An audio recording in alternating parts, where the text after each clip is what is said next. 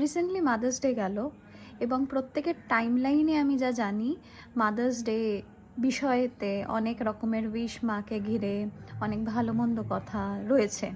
মাকে আমরা সব সময় যে দেবী আসনে বসাই, এটাও সেদিন আমরা বুঝতে পারলাম। কিন্তু আমরা যদি একটু অন্য রকমভাবে মাকে চিনতে পারি তাহলে কেমন হয়। তাই আমি আজকে কথা বলছি এমন একটা সেকশন যেটা কথা সাহিত্যে আমি পড়লাম, যেটা আমার বেশ ভালো লেগেছে। সেটা সঙ্গীতা বন্দ্যোপাধ্যায়ের লেখা, ফেমিনিন কার্নেল নিয়ে। তো সেটা নিয়ে আপনাদের সাথে আজ একটু কথা বলি। জানো তো, সবার মা দেবী মা হয় না, আর সেটা বলাতে কোনো দোষ নেই। মাও মানুষ, তারও মাদার রুন থাকতে পারে, তারও রাগ অভিমান ভুল থাকে, আর অনেক সময় সেই না পাওয়া ভালোবাসাটা আমাদের ওপর দিয়ে যায়। এই বিষয়গুলো নিয়েই লেখা এখানে।